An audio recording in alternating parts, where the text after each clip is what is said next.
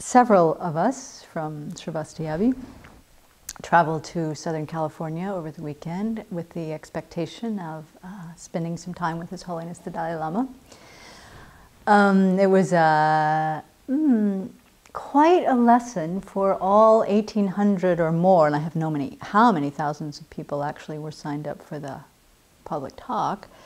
But it was a great teaching in impermanence that His Holiness, through a series of circumstances, did not make it to California at the time expected. And so there's lots of things to talk about with that, but what I wanted to share a little bit about today was the wonderful lessons from the program that came together very quickly in response to that.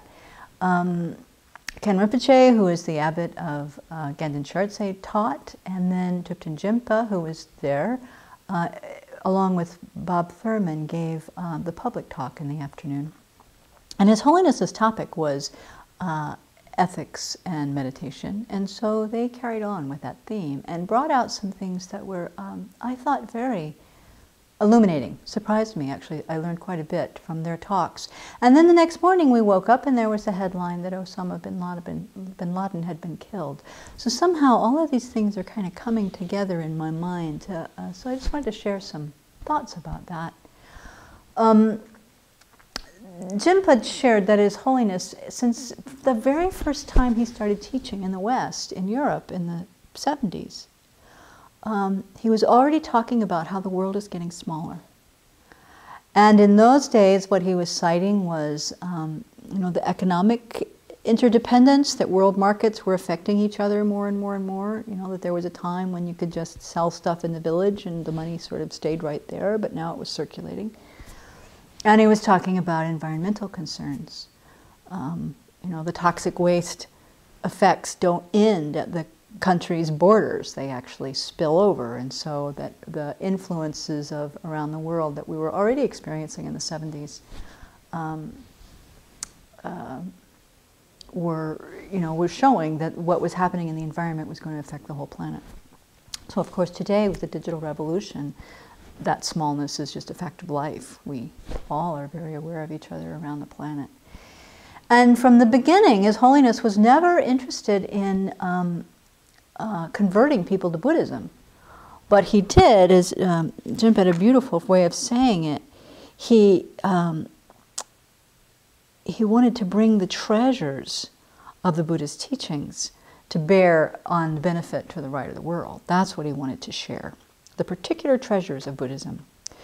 So today, that is more true than ever, the necessity for bringing some of these ideas. And what His Holiness is basing his whole campaign, his whole mission of teaching about what he calls secular ethics, is that we not turn to religious values, but that we actually turn to human values, values that are shared by every living being, whether or not they have any religion whatsoever.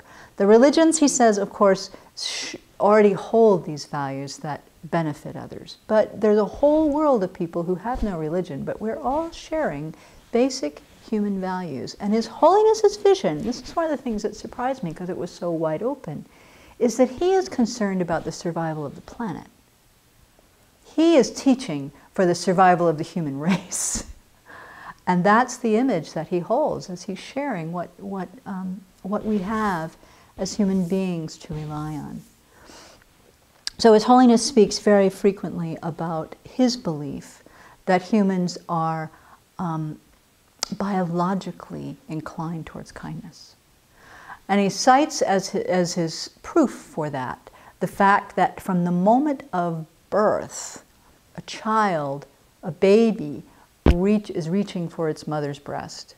And that mother, invariably, no matter what the circumstances, very, very rare that a mother does not have this overwhelming wish to protect, feed, and care for that child. He says it's just biologically wired into us, and that is the proof that that's our basic move, tendency towards kindness. And so with that as the foundation or as the framework, he has people think about this interdependence, that we are so dependent on one another, and kindness being our very foundation or our very basis, that our survival depends on us. Therefore, practicing ethics, practicing non-harm, because we're so interdependent. That it is for the best, or it is for the good of everybody, including ourselves, that we practice issues or practice in non-harming in very, very meaningful ways that look at a big picture about what are our environmental, what are the impact of our actions on the environment, and how does that affect everybody? What is the impact of our actions, even our speech here, how does that affect people around the world? So putting these pieces together and then thinking about the worldwide response to this significant event about the death of a man, at the hands of some people, but how we all are experiencing that in different ways. I looked at the news last night a little bit, and I have some slight regret that I did, because I started to have this sinking feeling of despair as I was reading the varying commentaries and speculations, and this person and that person, and what does this mean, and how is it legal, and da-da-da-da-da-da-da-da. And as I could feel myself sinking, I knew I had to just get off and not track the news. And I thought, everybody who's engaged in this is feeling something. And wherever we are in the world will depend on what we're feeling.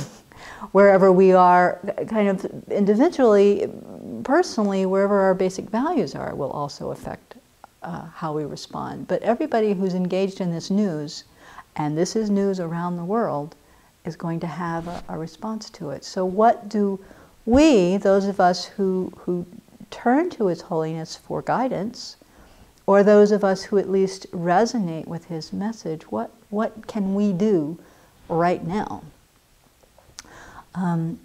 So I was relying very much on the wonderful, wonderful and profound statement that Shantideva says as I was moving into despair, where he says, he's speaking about anger here, but he says, if there's a remedy, then what is the use of frustration?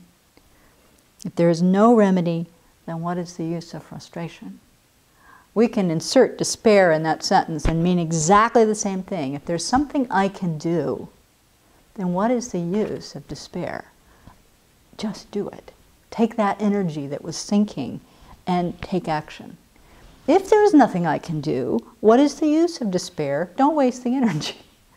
Don't waste the energy. So in that context of His Holiness's teaching on our secular ethics and how we can care for all the people on the planet, what can I do? What can I do today? So for me personally, I can turn off the news. That's not everybody's option, but it's something that, because, okay, I've got the gist of it. I don't need to sink my mind in it anymore. That's A. B, I can look at where are the places that I do have influence.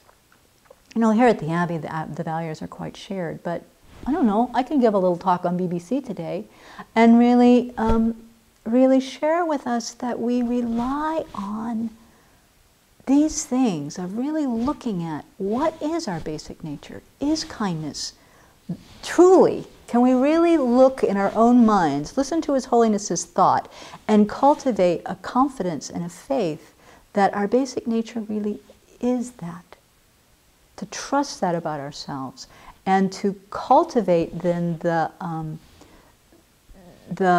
mental states that support and express that more vividly.